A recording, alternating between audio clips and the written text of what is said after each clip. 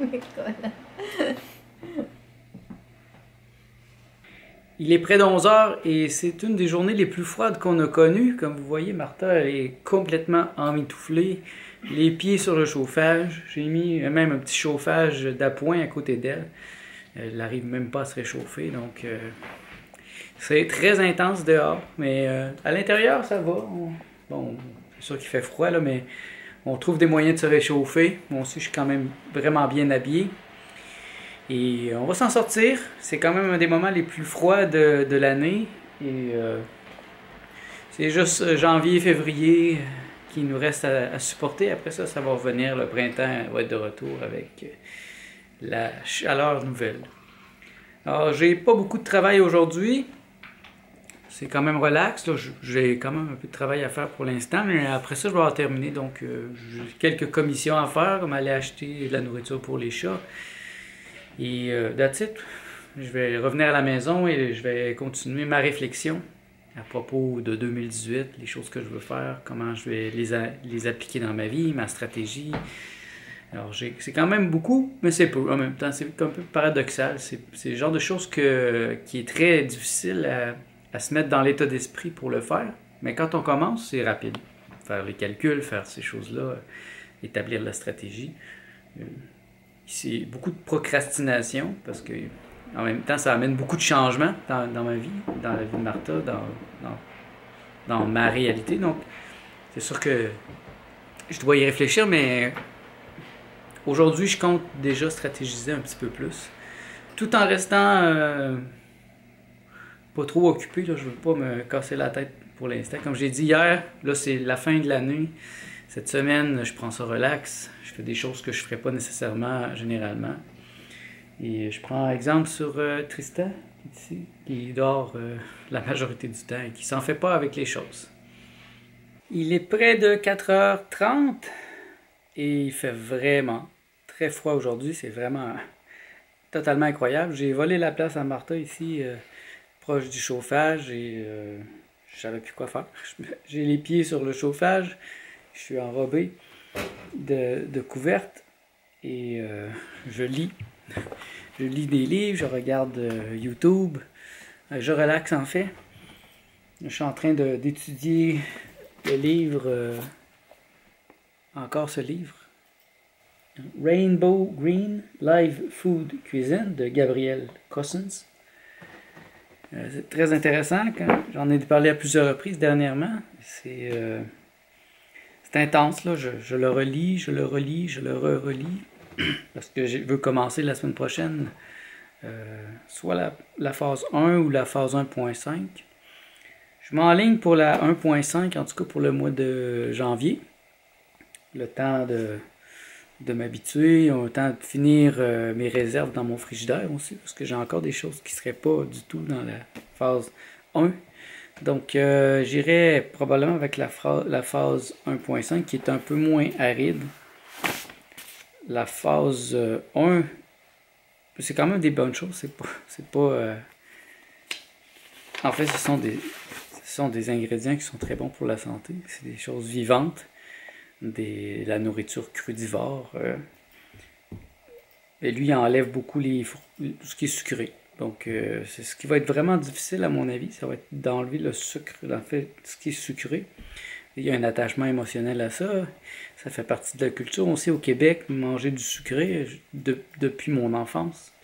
Je me rappelle que ma mère faisait des desserts. Donc les desserts, c'est important ici. Toujours un dessert après souper. Le sucre, surtout dans des moments comme aujourd'hui, il fait très très froid. Aussi, on a le goût de manger du sucre. J'ai aussi reçu ce livre la semaine passée, Gorilla Food. C'est un Living and Eating Organic, Vegan and Raw. C'est un livre de cuisine sur la nourriture végétalienne crudivore. Et il y a eu ce gars qui s'appelle Aaron Ash a eu un restaurant à Vancouver pendant quelques années. Là, je pense pas que le restaurant fonctionne encore, mais ce livre-là est un peu comme une référence. Donc, je l'ai commandé dernièrement sur Amazon. Je suis assez content des recettes. Remarque que c'est souvent les mêmes recettes qui reviennent. J'ai présenté déjà plusieurs livres sur la nourriture crudivore. Puis c'est souvent les mêmes recettes qui reviennent. Mais j'aime ça, tourner les pages, et ça me donne des idées. Parce que moi, j'aime pas beaucoup suivre des recettes fixes. Donc, je lis les livres, plutôt je les regarde, je regarde les recettes, je m'en imprègne. Et quand l'inspiration vient, j'y vais vraiment selon ma créativité. C'est rare que je vais suivre une recette là, point par point.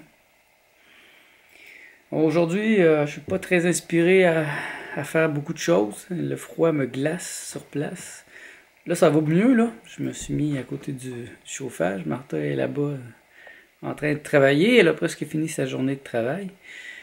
Et je pense qu'on va aller faire une sieste après. Parce que ça demande beaucoup d'énergie, conserver sa chaleur alors, lors d'un froid comme ça. Parce que ici, moi, c'est une vieille maison. Donc, le plancher est plein de craques. Il y a des trous partout. Alors, le chauffage est à fond au maximum, mais ça ne fournit pas. Donc, c'est un court moment de l'année parfois où c'est plus difficile.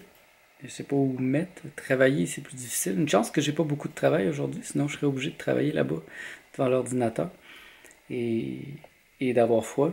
Alors que là, je peux me mettre ici sur le bord du chauffage et me réchauffer peu à peu, tout en lisant et en regardant des vidéos.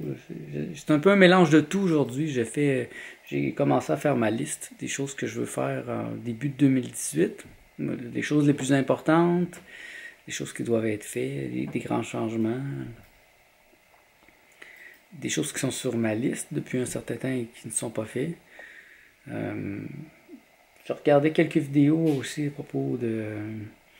C'est à propos des extraterrestres. Ça s'appelle Sphere Being Aliens. Non, Sphere Being Aliens. J'ai écouté plusieurs vidéos de Corey Gould dernièrement à propos de The Alien Disclosure. Donc, je sais pas qu'est-ce que ça peut être en français. Disclosure, c'est en tout cas la révélation des extraterrestres, la révélation de ce qui nous est caché. Et j'aime beaucoup ce qu'il dit dans ses vidéos. Ça m'inspire. Ça va beaucoup dans la direction que j'avais imaginée de toute façon. Donc, c'est un peu un melting pot aujourd'hui. Je suis mon inspiration sans avoir de but précis. Je circonvule dans ma conscience. Je tourne un peu en rond en spirale à la recherche de l'inspiration. Parce que l'inspiration, c'est pas quelque chose de rationnel. Et pour moi, c'est pas quelque chose que je peux prévoir. Je peux mettre des événements propices ou des choses propices dans ma vie pour l'inspiration, mais quand elle vient, elle descend sur moi comme un coup de tonnerre. Donc, pour avoir de l'inspiration, moi j'ai toujours eu cette technique de circumbuler, d'avoir rien de précis. Je cherche rien aujourd'hui, mais en même temps je cherche des nouvelles idées. Et c'est pas en cherchant des nouvelles idées que je vais trouver les nouvelles idées, c'est en ne les cherchant pas, en laissant mon esprit tourner en rond dans des idées. C'est comme, par exemple, je ne vais rien décider aujourd'hui. Rien ne va se décider. Aujourd'hui, j'ai fait ma liste, je mets les choses en place. J'amène les choses dans ma conscience et je les laisse macérer, je les laisse grandir. Et je sais que les réponses vont venir par elles-mêmes. Comme pour le régime alimentaire que je veux en ce début de 2018. Ça m'impressionne beaucoup. J'ai beaucoup d'émotions qui montent à rien qu'à y penser. Et ces émotions, je dois les regarder. Parce que c'est ça qui peut m'empêcher de réussir. Et ces émotions, c'est des émotions peut-être qui datent d'il y a très très longtemps. Ou ça peut être des émotions de cette année.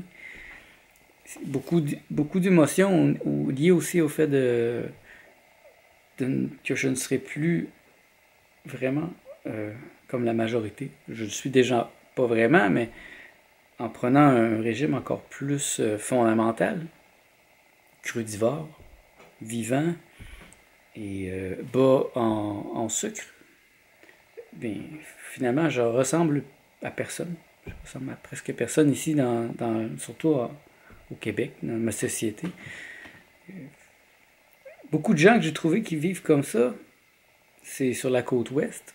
Vancouver, les États-Unis, genre San Francisco. C'est là que les hippies se sont retrouvés aussi, après les années 60-70. Et ici, je me sens assez seul. Je suis pas totalement seul, parce que je le vois, il y a quelques individus, mais c'est pas un mouvement encore, c'est pas un mouvement fort. Et c'est pas partie de notre culture non plus. C'est pas ici au Québec que on peut retrouver vraiment une culture vivante parce qu'il fait tellement froid l'hiver que les gens ont développé une,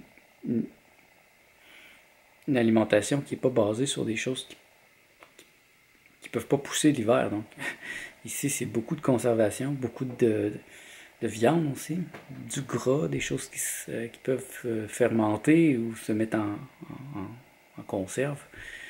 Et ça, on n'est pas comme dans des pays chauds où il y a des fruits toute l'année. Alors c'est ça, c'est mes réflexions aujourd'hui. Ça fait du bien quand même de réfléchir comme ça, sans but, sans avoir quelque chose de précis à développer. Et je vais vous revenir dans les prochains jours avec les fruits de cette réflexion. Donc ça va être tout pour aujourd'hui. On se revoit dans le prochain vlog.